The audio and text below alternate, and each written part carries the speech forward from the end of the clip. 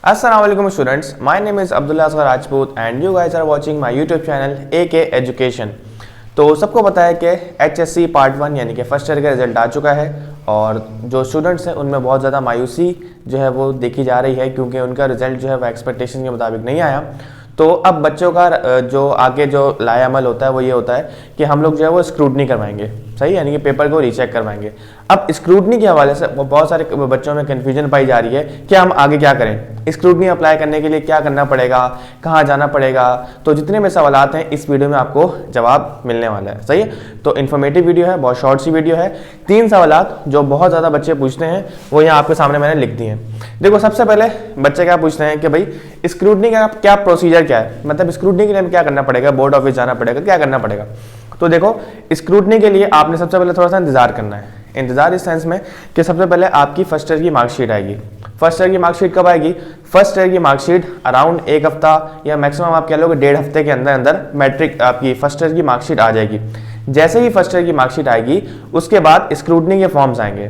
तो स्क्रूटनी के फॉर्म्स जैसे ही आएंगे आपने उस स्क्रूटनी के फॉर्म्स को फिल करना है। जैसे आप लोगों ने enrolment form, examination form online fill किए हैं, वैसे स्क्रूटनी का फॉर्म आपने फिल करना है और उसके बाद आपके स्क्रूटनी अप्लाई हो जाएगी, ठीक है।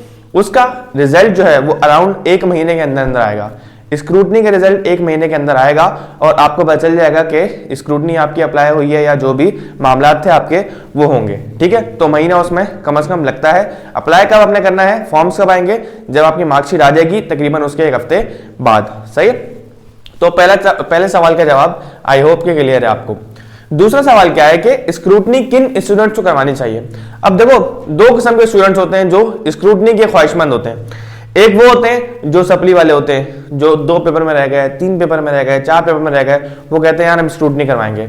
और दूसरे वो होते हैं जिनका जैसे कि बी ग्रेड के लिए आपको मान लो आपको 60% चाहिए थी और आप ये श्योर हो कि आपकी 60% ही आ रही है, लेकिन जो बोर्ड में रिजल्ट आया आपकी परसेंटेज आ रही है 55 आ रही है, 58 आ रही है और आपको ये श्योर था कि मेरी 60 या 60 अबव आएगी, तो वो बच्चे स्क्रूटनी करवाएंगे। जिनका ए ग्रेड आना चाहिए था नहीं आया वो करवाएंगे, जिनका A+ आना चाहिए था नहीं आया वो करवाएंगे। भाई देखो, स्क्रूटनी करवाई क्यों रहे हो आप?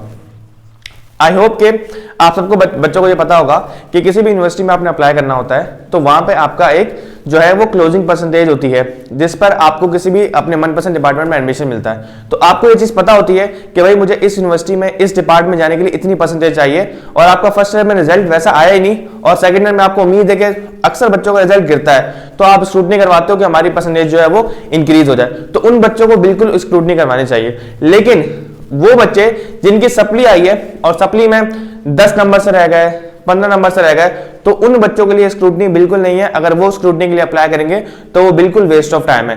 हाँ, अगर आप 1 नंबर से 2 नंबर से रह गए हो तो बिल्कुल आप स्क्रूटनी के लिए अप्लाई कर सकते हो, सही है। तो स्क्रूटनी बेहतर उनके लिए है जिनकी परसेंटेज कम आई है, यानी कि बी ग्रेड बनना चाहिए था नहीं बना, सी ग्रेड ए ग्रेड बनना चाहिए था नहीं बना, A+ बनना चाहिए था नहीं बना, तो वो बच्चे स्क्रूटनी बिल्कुल करवा सकते हैं, वो बिल्कुल वैलिड है। तीसरा सवाल क्या है, स्क्रूटनी का रिजल्ट कब आएगा। देखो, स्क्रूटनी का रिजल्ट पहले आपको बता चुका हूं मैं कि जब आप फॉर्म फिल करोगे उसके अराउंड 1 महीने के अंदर अंदर यह है कि रिजल्ट उसका आ जाता है। तो आप लोगों ने परेशान नहीं होना और बेस्ट ऑफ लक तमाम स्टूडेंट्स को। Thank you so much for watching. Allah Hafiz.